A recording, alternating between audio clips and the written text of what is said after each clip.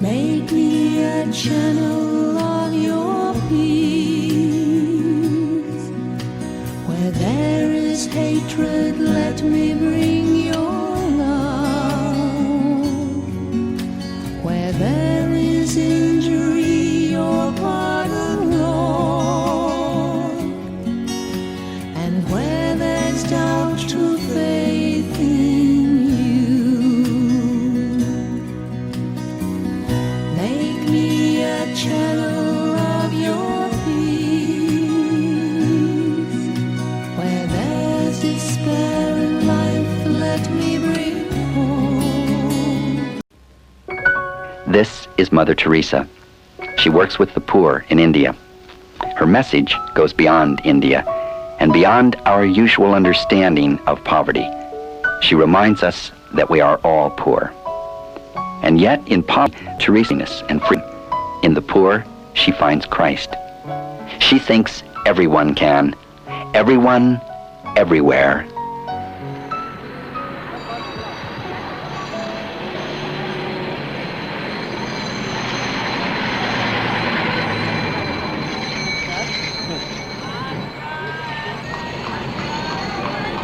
A few months ago, we went out in Calcutta and we picked up 4 or 5 people from the street. And we took them to our home for the dying. One of them was in a very bad condition. So I told the sisters, I'll take care of her. And I did for her all that my love could do. When I put her in bed, she took hold of my hand.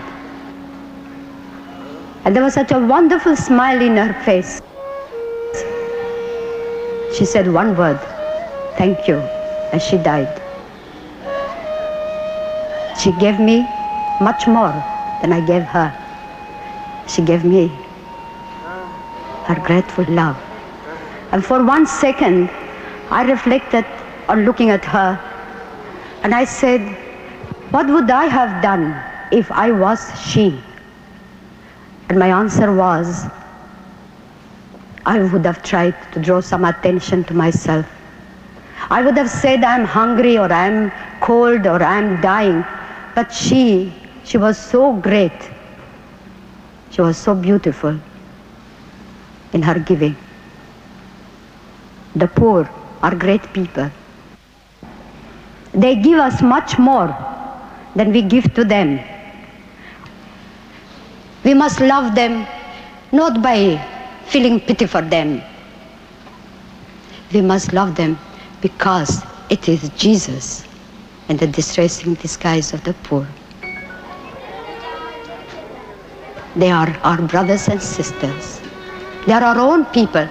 Those lepers, those dying, those hungry, those naked, they are Jesus.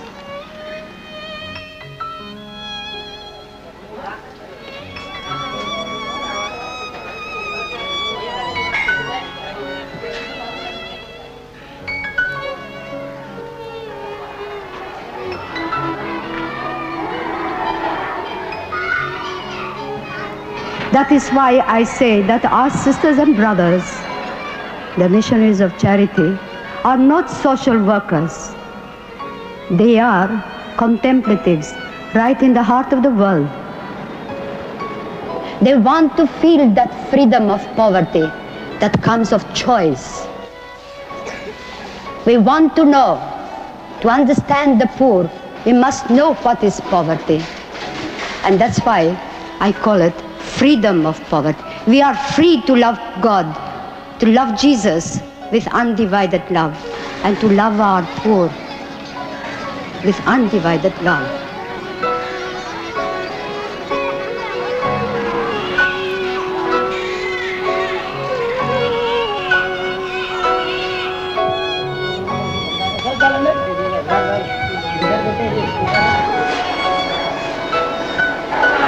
You are my brother, my dear brother, my dear, dear brother.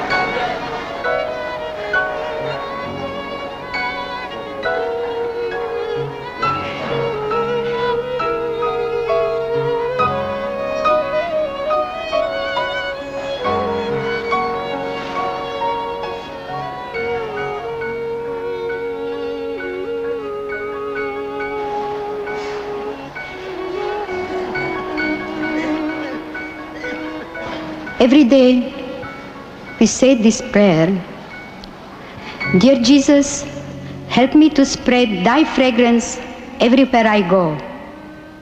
Flood my soul with thy spirit and life.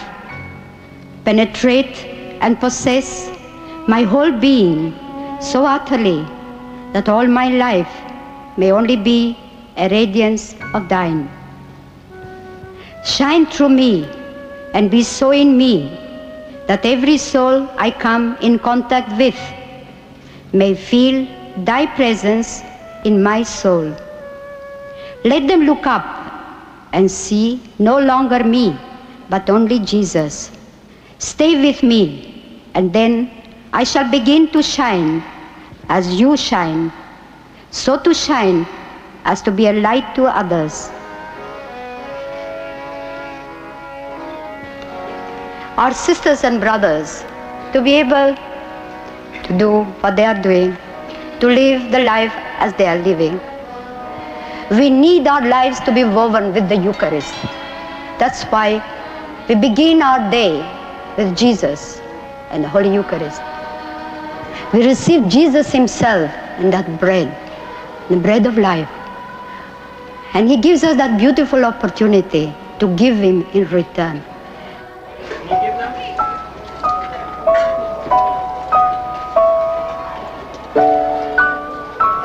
To help us to go to heaven, Christ made it a condition that at the hour of death, you and I, when we come before him, we will be judged on what we have been to the poor.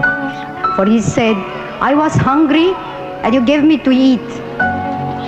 I was hungry not only for bread, but for that understanding love, to be wanted, to be known, to be somebody to somebody. Naked, not only for a piece of cloth, but naked for that human dignity, for that respect. Homelessness, not only for a home made of bricks, but homelessness that comes from that terrible loneliness that our shut-ins, the unwanted, the unloved, go alone on their way. Are we there? Do we know them? Do we see them?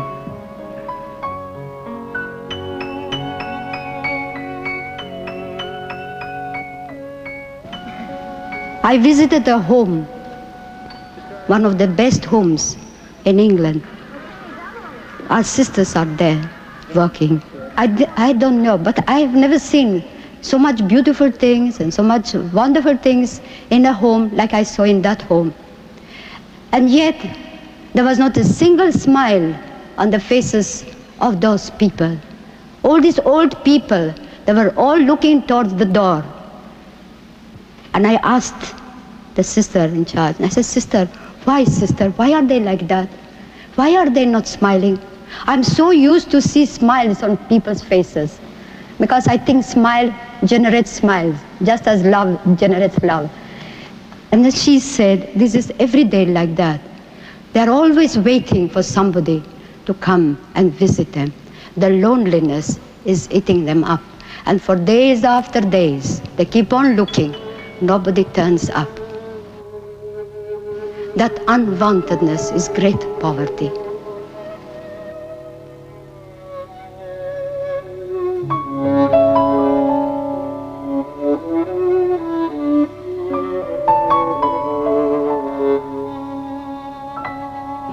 Do we really know our poor? Do we really know the poor in our own house, in our own family? Maybe we are not hungry for a piece of bread. Maybe our children, our husband, our wife are not hungry, are not naked, are not homeless. But are you sure that there is no one there who feels unwanted, unloved? Where are your old father and mother? Where are they?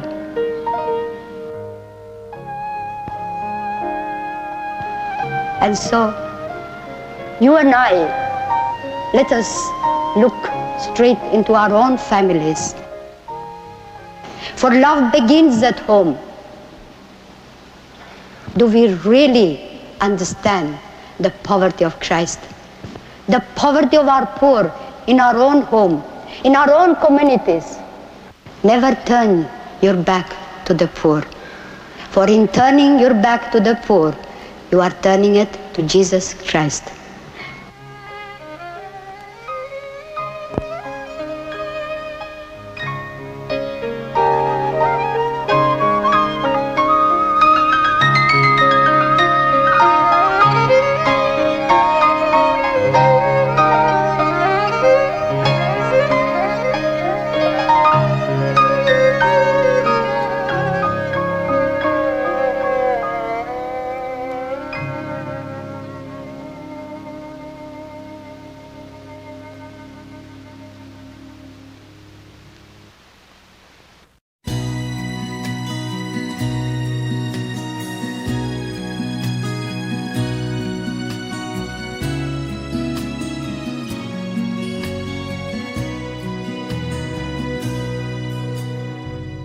Make me a channel of your peace.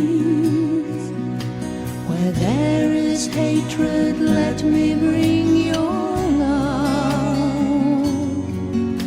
Where there is injury, your pardon, Lord. And where there's doubt, true faith in you. Make me a channel of your peace. Where there's despair,